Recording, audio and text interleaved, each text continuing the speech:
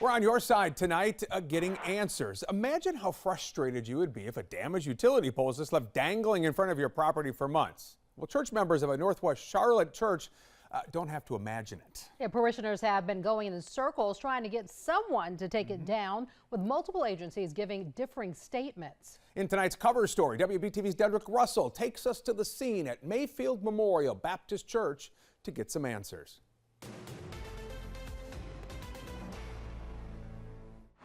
It's a pole that's a thorn in this church's side. What goes through your mind every time you see that pole hanging down like that? That is a huge safety issue because someone's walking up and down Sugar Creek Road 24 hours a day.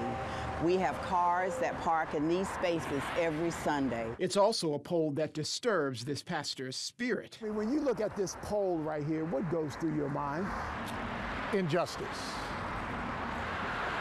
Because if we were driving down Providence Avenue, Providence Road, you would never see that. And we've been advocating for months and months and months and months. It's been like this since February. I've talked to Duke Energy no less than 6 times. I tried reaching out to AT&T. They would not talk to me because they said to call customer service, it needed to be account associated. I didn't have an account to associate it with. I told them I thought it was a huge safety risk, but no one would talk to me. I called 311. I reported it to them. I've not heard from any entity since. A car crash caused this about 7 months ago. Duke Energy reports car accidents are the 3rd leading reason for outages and damaged poles. Duke Energy did replace the pole, but left this behind. Logan Stewart from Duke Energy explains why.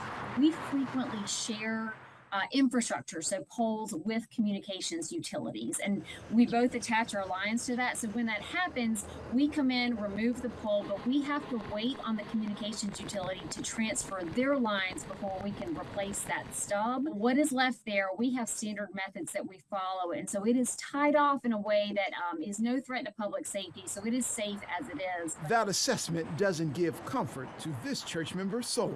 And during a storm, we have noticed that thing shifted. I really want to see this thing removed. I want to see a more timely response to people, to our calls. We are told this is now an AT&T problem. Duke Energy's done our part. That's been done.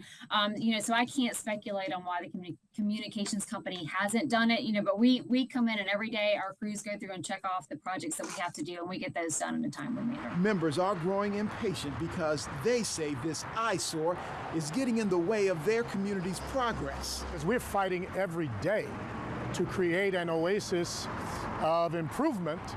We're working right now to get upgrades in the property. We've got a grant. We're trying to maneuver to make this a safer space for people. The delay also reminds this church of past requests that have gone nowhere. A light was requested at this high-traffic corner where the church is. We've had 4 members hit by cars trying to cross this street. One of them killed. And so when there's no response to this, it was no surprise. Our membership pays taxes just like everyone else, and we're ignored. The church says they will continue to watch and pray until change happens. Frederick Douglass said, the price of freedom is eternal vigilance. Right now, we're not free.